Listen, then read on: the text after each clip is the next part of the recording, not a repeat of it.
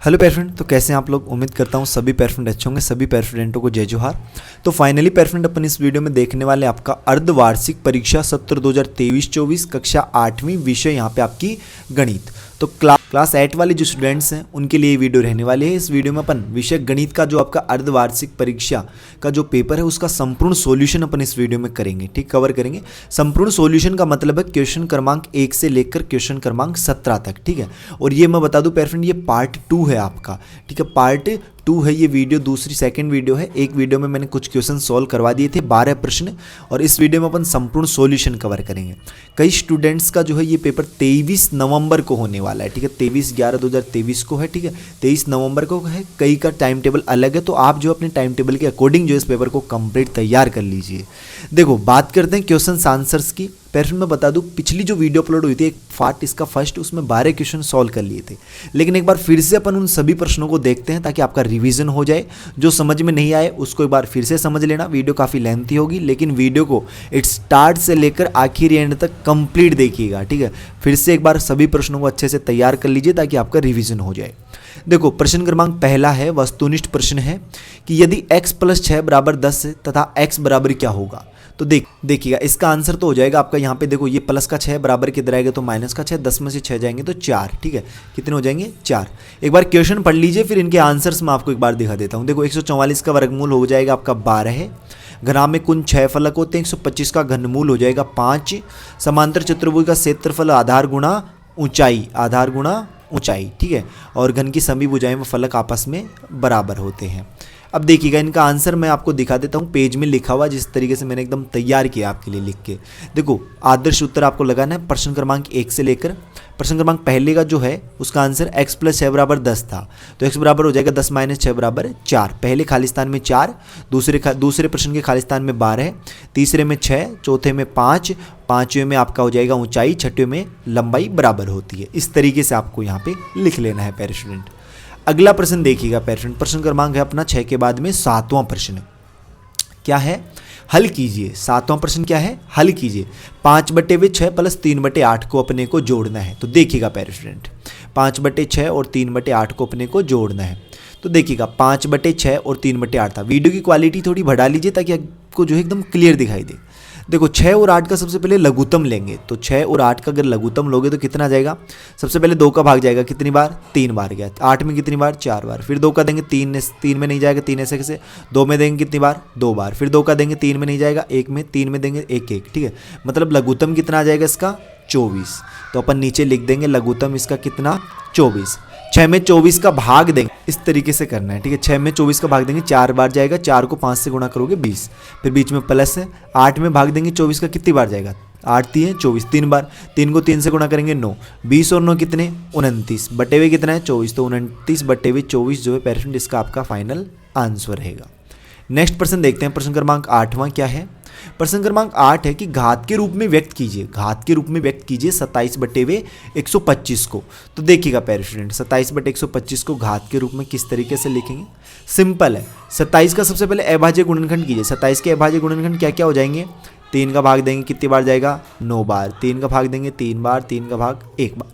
तो 27 को अपन क्या लिख सकते हैं, 3 × 3 × 3, ठीक है। 125 को क्या लिख सकते हैं, 5 × 5 × 5। ऊपर 3 की घात कितनी बन रही है, 3, नीचे 5 की घात 3, तो 3/5 का होल क्यूब अपन 3 लिख सकते हैं, कोष्टक में 3। भाई दोनों की घात 3 ही तो है, तो इसको कोष्टक में लिख सकते हो। तो ये आपका इसका जो है फाइनल आंसर रहेगा पैर स्टूडेंट, ठीक है। जिस भी क्वेश्चन में अगर कोई भी डाउट होना पैर फ्रेंड, कोई भी कहीं पे भी डाउट हो, समझ में नहीं आया, तो आप कमेंट बॉक्स में यार जरूर बताइएगा। देखो, प्रश्न क्रमांक 9 है, गुणनफल ज्ञात कीजिए। क्या ज्ञात कीजिए, गुणनफल। 3x + 7 को गुणा करना है 2x + 2 से। देखिएगा पैर फ्रेंड, इस क्वेश्चन का आंसर किस तरीके से आप लोग करोगे। देखिएगा, 3x + 7 गुणा करना है 2x + 2 से। देखो, सबसे पहले ये 3x है ना, ये गुणा होगा इस दोनों से। फिर ये प्लस का 7 जो है ये भी गुणा होगा इन दोनों से। तो अपन लिख देंगे 3x गुणा होगा 2x + 7 से, प्लस 7 गुणा होगा 2x + 2 से। 3x को 2x से गुणा करोगे तो 6x²। भाई 3 दूनी 6 और x को x से गुणा करेंगे तो x²। 3x को 2 से गुणा करेंगे तो 6x, प्लस के 7 को 2x से गुणा करेंगे तो 14x, प्लस के 7 को 2 से गुणा करेंगे तो प्लस के 14। 6x² ऐसे कैसे, 6x और 14x कितने x, 20x प्लस 14। तो यही जो है आपका इसका पेरिफेरल फाइनल आंसर होगा। ठीक है, तो इस तरीके से इस क्वेश्चन को सॉल्व कर लेना है आपको। नेक्स्ट प्रश्न देखिएगा, आपका प्रश्न क्रमांक कौन सा है? अब 10वां प्रश्न। क्या है प्रश्न क्रमांक 10वां? ये है भैया कि उस समांतर चतुर्भुज का आधार ज्ञात कीजिए। उस समांतर चतुर्भुज का आधार ज्ञात कीजिए किसका? जिसका क्षेत्रफल 390 वर्ग सेंटीमीटर तथा शीर्ष की लंबाई जो वो 26 सेंटीमीटर हो। तो देखिएगा प्यारे स्टूडेंट, इस क्वेश्चन को किस तरीके से आप लोग सॉल्व करोगे। प्रश्न क्रमांक 10वां था, तो यहाँ पे सबसे पहले आपको लिखना है कि हम जानते हैं कि समांतर चतुर्भुज का आधार जो होता है वो होता है क्षेत्रफल बटे हुए ऊंचाई। क्षेत्रफल कितना है? 390 वर्ग सेंटीमीटर या फिर वर्ग सेंटीमीटर या फिर सेंटीमीटर स्क्वायर। शीर्ष की लंबाई या फिर ऊंचाई कितनी दे रखी है? 26 सेंटीमीटर। अतः आधार क्या हो जाएगा? आधार का सूत्र बताया था ना मैंने, क्या होता है? क्षेत्रफल बटे ऊंचाई। तो क्षेत्रफल कितना है? 390 बटे हुए ऊंचाई कितनी है? 26। 390 बटे हुए 26, 2 से काट दो एक बार तो ये कट जाएगा 190 बटे 13। 13 में 190 में 13 का भाग दोगे 15 बार, तो आधार कितना आएगा प्यारे स्टूडेंट? आपका 15 सेंटीमीटर जो है वो आपका यहाँ पे इसका आधार रहने वाला है। क्या रहने वाला है? आधार। और पेशेंट आपको मैं बता दूं, अगर आपको किसी क्वेश्चन में डाउट हो तो आप कमेंट कर सकते हो। बाकी अगर आप इंस्टाग्राम चलाते हो, अगर आप इंस्टाग्राम चलाते होंगे, मुझे नहीं लगता कि कोई भी स्टूडेंट ऐसा है जो नहीं चलाता। अगर चलाता है, ठीक है, सभी चलाते हो, तो सभी लोग जो हैं, सभी पैर स्टूडेंट, छात्र एवं छात्राएं, सभी इस आईडी को फॉलो जरूर कीजिएगा। ये मेरी पर्सनल ऑफिशियल आईडी है। इस आईडी को आप लोग सभी जो हैं, सभी पैर स्टूडेंट, सभी मुन्ने मुन्नियाँ इसको जरूर फॉलो करोगे। ठीक है, लिख लीजिएगा, टाइप कीजिएगा कि YASHWANT डबल स्लेस है, ये डबल स्लेस 04। कुछ इस तरीके से मेरी ये डीपी शो हो रही होगी आपको। यश मेरा नाम लिखा हुआ है, UMCJ यूनिवर्सिटी महाराजा कॉलेज जयपुर से मैं बिलोंग करता हूँ। यहाँ पे देखो, मैं फिर से नीचे भी आईडी लिख दे कि YASHWANT और ये डॉट है यहाँ पे, और फिर ये डबल स्मॉल स्लेस है, ऐसे डबल स्मॉल स्लेस, फिर 04। ठीक है, डबल स्मॉल स्लेस। तो इस तरीके से आईडी को जरूर फॉलो कीजिएगा। अधिकतर स्टूडेंट्स ने कर लिया, लेकिन कुछ स्टूडेंट्स हैं जिन्होंने अभी तक नहीं की, तो वो जरूर करिएगा। अब बात करते हैं क्वेश्चन क्रमांक 11वां की। ठीक है पेशेंट, मैं आपकी हर एक हेल्प कर रहा हूँ हर एग्जाम में, तो आप भी को विनती, आपकी तो इतनी जिम्मेदारी बनती है ना, कर्तव्य बनता है।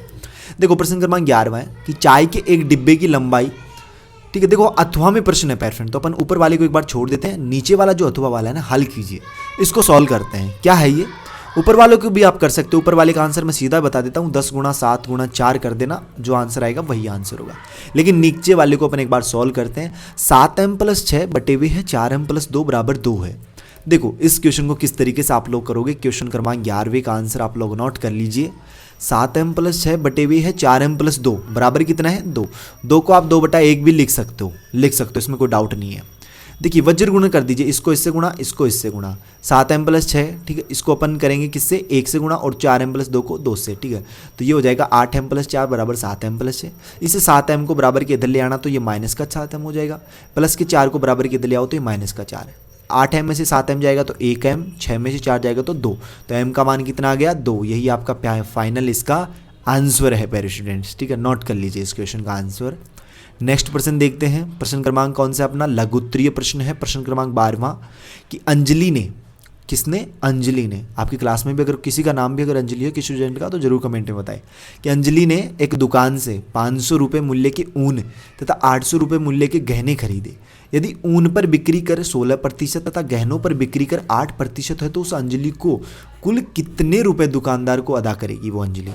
देखो अंजलि ने क्या किया, 500 रुपये का तो ऊन खरीदा, 800 रुपये का गहना खरीदा, लेकिन उस ऊन पर 16% कर है। कर का मतलब GST, जो टैक्स होता है ना, टैक्स जिसे आप बोल सकते हो, टैक्स।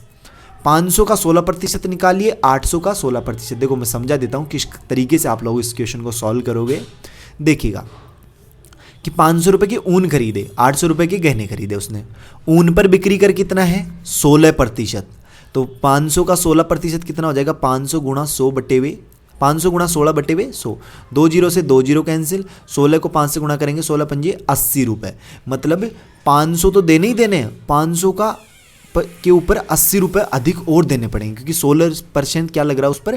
टैक्स लग रहा है। इसी तरीके से अपन गहनों का टैक्स निकालेंगे। ठीक है, गहने कितने रुपए के थे? 800 रुपये के, और इन पे कर कितना था? 8% को। तो 800 का 8% कितना हो जाएगा? 800 गुणा 8 बटे हुए 100। 2 जीरो से 2 जीरो कैंसिल, अंटेंटे 64, तो 64 रुपये एक्स्ट्रा लगेंगे। तो कुल कर की अगर बात करें, कुल टैक्स की अगर बात करें, तो वो कितना हो जाता है? वो हो जाता है 80 + 64, मतलब कितना? 144 रुपये।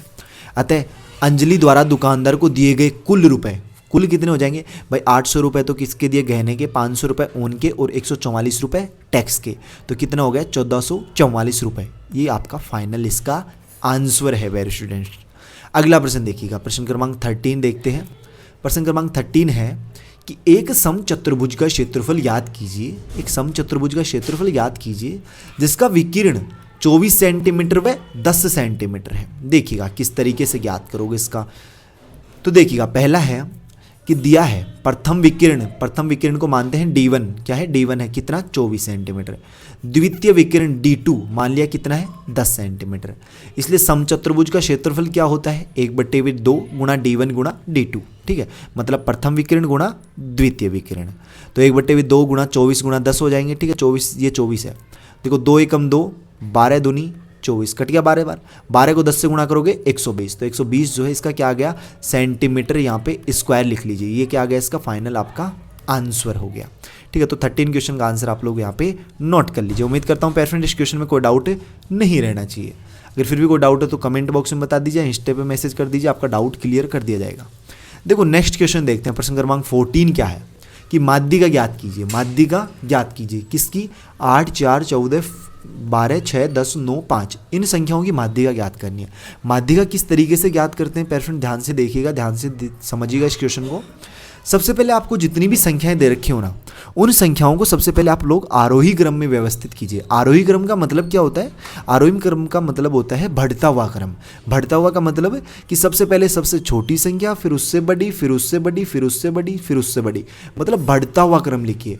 तो वो जितनी भी संख्याएं थी ना उनका मैंने यहाँ पे आरोही क्रम लिख दिया। सबसे पहले 4 आएगी, फिर 5, फिर 6, फिर 8, फिर 9, फिर 10, फिर 12, फिर 14, ठीक है। अब इन संख्याओं को काउंट कीजिए, कितनी संख्याएं हैं ये, आप कहोगे भैया 1, 2, 3, 4, 5, 6, 7, 8 संख्याएं हैं। मतलब यहाँ पे n का मान लिया अपन ने कितना है 8, और वो क्या है एक सम संख्या है। 8 कैसी है, सम संख्या। और माध्यिका का सूत्र क्या होता है, वो होता है भैया n/2वां पद का मान प्लस n/2 प्लस 1 का पद का मान, ठीक है। अगर सम संख्याएं हो, अगर मान लीजिए यहाँ पे n का मान 9 होता, सपोज दैट मैं बार मान लीजिए 9 होता, तो माध्यिका के लिए ये फॉर्मूला नहीं लगता। ये फॉर्मूला तभी लगता है जब n का मान सम हो। n का मतलब है इन संख्याओं, कितनी संख्याएं हैं ये, कितनी संख्याएं हैं 8, तो n का मान कितना है 8, और 8 क्या है एक सम संख्या, तो n का मान क्या आ गया, सम आ गया ना। तो जब भी अगर सम आए ना तब यही फॉर्मूला लगेगा, तब तो यही फॉर्मूला लगेगा। अगर सम नहीं आए, विषम आए, तो n+2/+1 की जगह 16 हो जाएगा। अब देखिए n/2 मतलब कितना, n/2 मतलब 8/2 कितना 4, तो चौथा पद कौन सा है, तो आपको भैया 1, 2, 3, 4, चौथा पद कौन सा है 8, तो 8 लिख दिए। प्लस n/2 + 1, तो 4 + 1 मतलब पांचवा पद कौन सा है 9, तो 9 लिख दिया। प्लस बटे 2, 8 9 कितने 17, 17/2 मतलब 8.5 जो है आपका इसका फाइनल आंसर माध्यिका हो जाएगा। माध्यिका मतलब बीच की संख्या, तो इन दोनों के बीच की संख्या यहाँ पे 8.5 ही तो है, तो यही आपका फाइनल इसका आंसर है। अगला प्रश्न देखिएगा। अगर पेरेंट समझ में नहीं आए तो फिर से वीडियो को पीछे कर लीजिएगा ताकि आपको फिर से समझ में आ जाए। अगर फिर भी नहीं समझ में आता तो बार बार देखिए, समझ में आएगा ही। अगर फिर भी नहीं आए तो इंस्टा पे मुझे मैसेज कीजिए, मैं समझा दूंगा। देखो प्रश्न क्रमांक 15 है, क्या है कि जसपुर के एक विद्यालय में कक्षा 6 से कक्षा 10 तक पढ़ने वाले विद्यार्थियों की संख्या, कक्षा 6 से 7, 8, 9 और 10, कक्षा 10 तक, ठीक है 10 तक विद्यार्थी पढ़ते हैं और उनको वर्ताकार लेखा चित्र में दर्शाइए। जैसे कक्षा 6 में 216 विद्यार्थी हैं, कक्षा 7 में 180, कक्षा 8 में 150, कक्षा 9 में 110, कक्षा 9 में 110, कक्षा 10 में 64 विद्यार्थी। अब देखिए किस तरीके से करेंगे इस प्रश्न को सॉल्व। सबसे पहले आपको लिखना है कुल विद्यार्थियों की संख्या। कुल विद्यार्थी कितने हैं भाई, 6वीं कक्षा में है 216, 7वीं में 180, 8वीं में 150, 9वीं में 110, 10वीं में 64, कुल कितने हो गए 720। अतः अपन कह सकते हैं कि संपूर्ण व्रत 720 छात्रों का प्रतिनिधित्व करेगा। मतलब वर्ताकार लेखा चित्र बनाना है तो संपूर्ण व्रत जो है, इस व्रत में कितने छात्र आएंगे 720। अब इन 720 छात्रों के लिए व्रत के केंद्र पर बना कोण कितना हो जाएगा 360 डिग्री। भाई व्रत पर केंद्र पर बना कोण कितना होता है 360 डिग्री। एक छात्र के लिए केंद्र पर बनाया कोण कितना हो जाएगा 360/720। भाई 720 के लिए 360 है तो एक के लिए कितना हो जाएगा 360/720। अतः कक्षा 6, यहाँ पे लिखिएगा कक्षा 6 के छात्रों के लिए केंद्र पर बना कोण। कक्षा 6 में कितने छात्र हैं आपको भैया 216 है, देखो 216 है।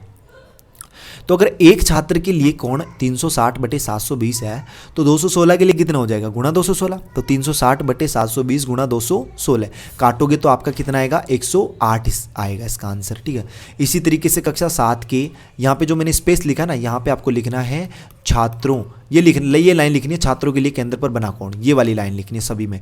ये हो जाएगा 90 डिग्री। इसी तरीके से कक्षा 8 के छात्रों के लिए हो जाएगा 75 डिग्री, फिर कक्षा 9 के लिए 55 और कक्षा 10 के लिए 32 डिग्री। ये आपको यहाँ पे लिख लेना है। और जो मैंने स्पेस लाइन छोड़ा ना, इसमें आपको क्या लिखना है, यहाँ पे लाइन आपको लिख लेनी है, आप समझ जाओगे, छात्रों के लिए केंद्र पर बना कोण, ये लाइन। ठीक है, तो उम्मीद करता हूँ इस क्वेश्चन में कोई डाउट नहीं रहना चाहिए। ठीक है, नेक्स्ट प्रश्न देखते हैं अपन। अगला प्रश्न क्या है, अगला प्रश्न है अपना प्रश्न क्रमांक 16। क्या है कि 1000 रुपये का 10% वार्षिक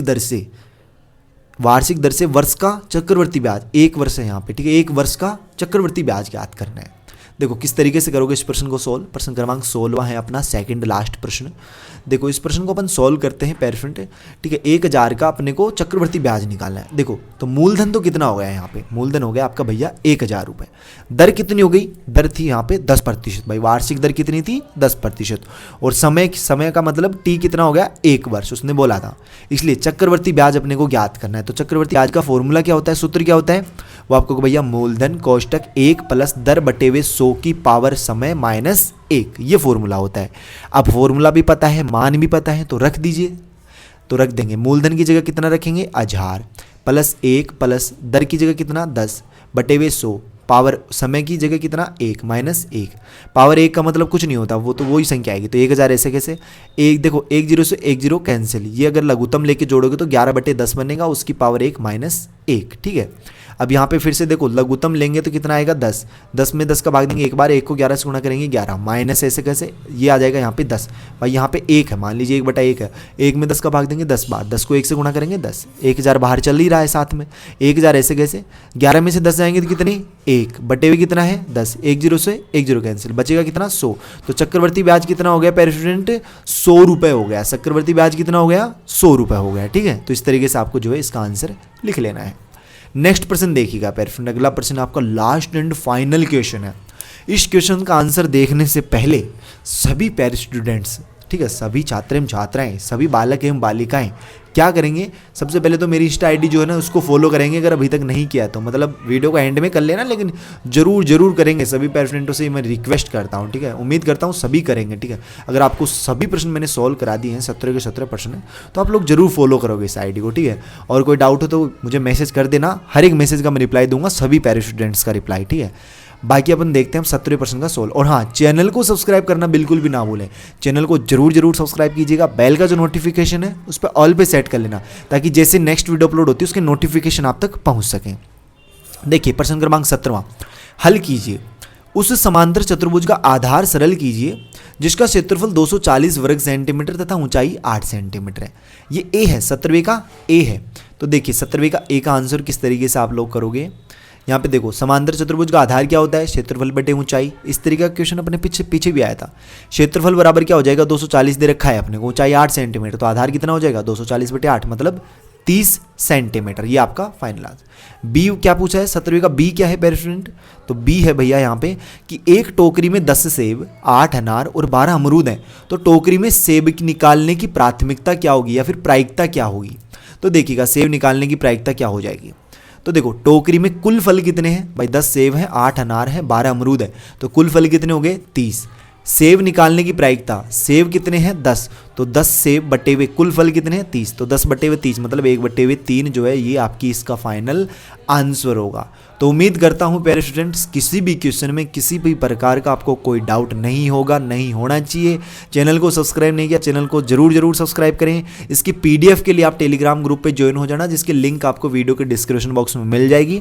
बाकी नेक्स्ट वीडियो आपको कौन से सब्जेक्ट की चाहिए, मतलब आपको 24 तारीख का आपको कौन सा एग्जाम है गणित के बाद में, वो कमेंट बॉक्स में जरूर बताइएगा।